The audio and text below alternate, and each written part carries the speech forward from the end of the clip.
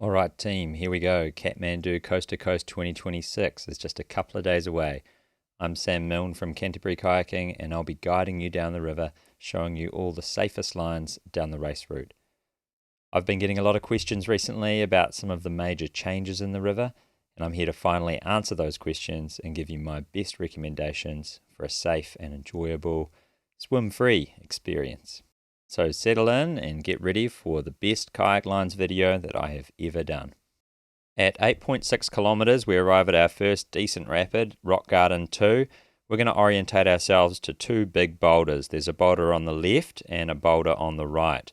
Down the bottom of the rapid, there's a hole. Now we're actually aiming to go towards that hole and then turn at the last second to avoid it. From the paddler's view, you're dropping in centre left, finding that first boulder on the left, the other one on the right, and trying to thread in between them. More towards that left boulder is deeper water. Then heading slightly right, finding that hole and lining up, nose pointing at that hole, heading straight for it. Just before you get to the hole, turn a sharp right, perhaps go over the top of the hole a little bit if necessary, and paddle away. Keeping your balance through that hole is the tricky part, and of course avoiding the dozens and dozens of rocks found all over the place. So study this line, watch it a few times before race day so that you can avoid a broken boat or a potential swim through the hole here, which we have seen happen a few times. Good luck. 9.7 kilometres, we've got Rock Garden 3. Pretty straightforward. Hang to the right on entrance and then move to the left at the bottom to avoid the boulders. At 13.5 kilometres, you've got Rock Garden number 4. You can sneak this one all the way to the right, almost on the bank, as you can see, to avoid everything, and then just move left to avoid the last boulder there. At 14.6 kilometres, there's a tree hazard in the middle of the channel. Plenty of room to the left, though, so if you move early, take care and stay out of trouble. At 18.6 kilometres, great big rock just under the surface in the middle of the flow. Move left and keep the power on. We definitely don't want to drift into that. Going side on into it would be bad, so let's not do that. At 21.3 kilometres, you can avoid this bluff at the Polter Prow by taking a channel to the left. Some of you will have bad memories of this bluff from last year's race, so you'll be glad to know you don't have to go anywhere near it this year. At 24.8 kilometres, Esk Rock is quite a big hazard. There's a large flat face right on the front of it and plenty of room to the left. So if we can get across to the far left nice and early, team, I think everyone can stay safe away from that. But as we go past it, you'll see just how dangerous it could be to be against that rock. So don't mess with it. Get to a safe position early and pay attention. 25 kilometres, we've got Esk Pool. You can go to the right-hand chute and approach the inside of the bluff this way. But take care as you get to the convergence. You'll want to have your left edge up, leaning the boat to the right to stay balanced through some turbulent water there. At 25.8 kilometres, you've got Esk Bend, or what some people call Entrance Rapid. This is a big sweeping left-hand bend. We're going to be in the main channel this year, being on the inside of the corner to start with, away from the white water is a good place to begin. But then we need to be brave and travel across these waves to get to the right-hand side. It is worth making this move so that you can travel down through the flat water on the outside of the bend. Those waves to my left are at least eye level, perhaps head height, so worth moving to the right. I think the camera angle doesn't quite do it justice. Move back to the left to stay out of trouble through the second half of the corner. You can see that white water over on the right there coming up. Let's get left of that in advance so we can play it safe through this zone. 28.4 kilometres, we're at Salmon Rapid. Now with more water in the river this year, Salmon Rapid won't be as difficult as last year, but the line remains similar. Down the right hand side is the safe play. along the eddy line. Be careful not to put the nose too far to the right and catch the eddy by accident. If we end up in the waves, remain calm, keep paddling hard and keep the boat straight. If you're about to stand on the start line soon, I'd just like to congratulate you for making it this far. Remember, race day should be about having fun and celebrating what you've already achieved.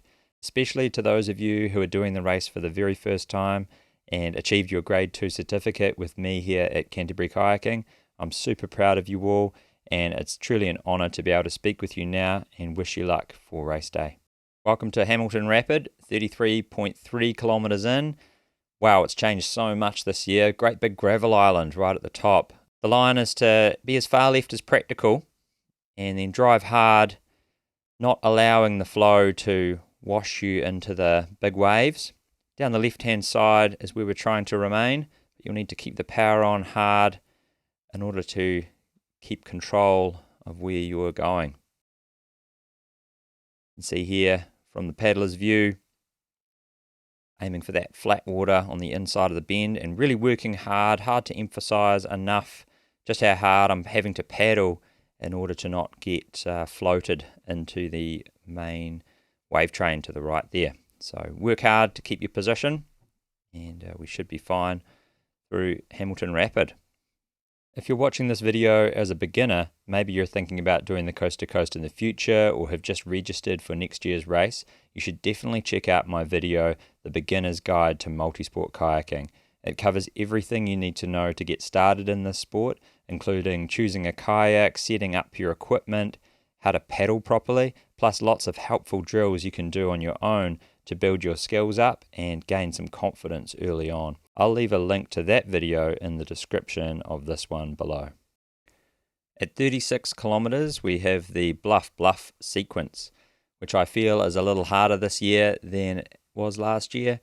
We've got quite a bit to do here for the next little while, so I'm going to talk you through it.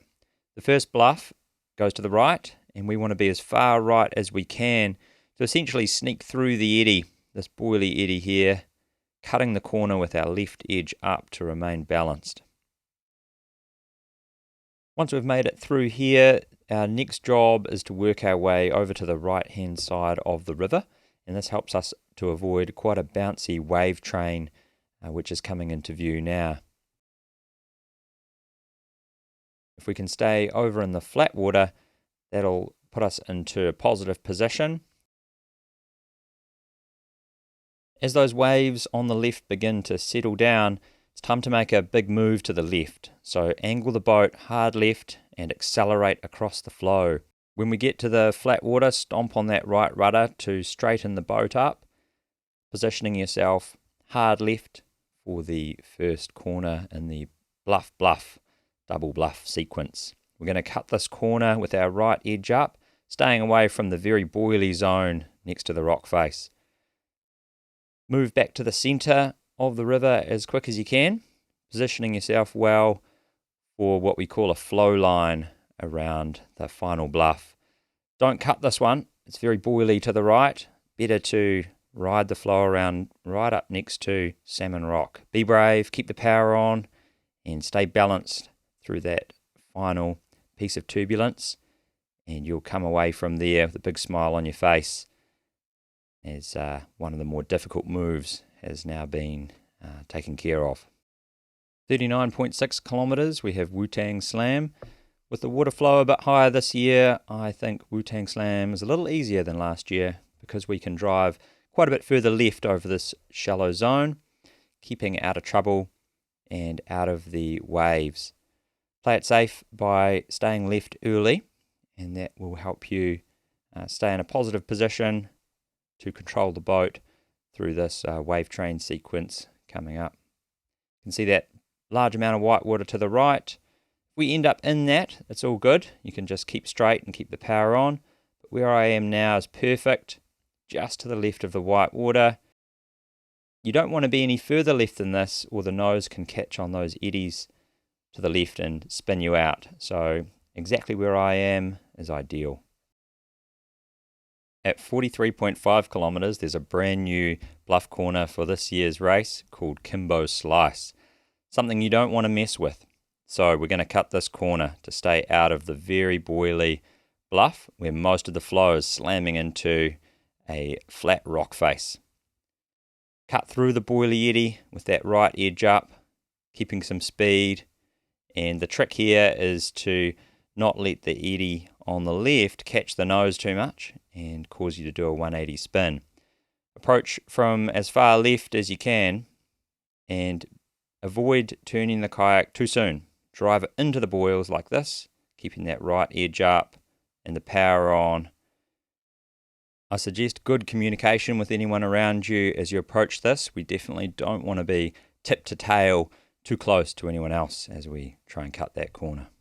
If you found this video helpful and would like to contribute to the production of these videos, I've set up a page where you can buy me a coffee. The link will be in the video description, and I really appreciate you clicking on that link and supporting what we do here. I'd like to give a shout out and a massive thank you to my team here at Canterbury Kayaking, the super talented and dedicated coaches. We've got Will, Cuttle, Nino, Jono and Frosty, plus our shuttle drivers Peter and Kathleen, and of course my wife Liz, for all your support in helping me continue to do what I love for work and doing such a great job of raising our two young boys, James and Arthur, while I spend so much time away coaching our athletes and helping them achieve their goals. If you're new to kayaking and don't have a grade 2 certificate and you've got an entry to next year's race, or maybe you're just keen to give coast to coast a crack in the future, then make sure you get the best possible start by signing up to Canterbury Kayaking's grade 2 certificate course.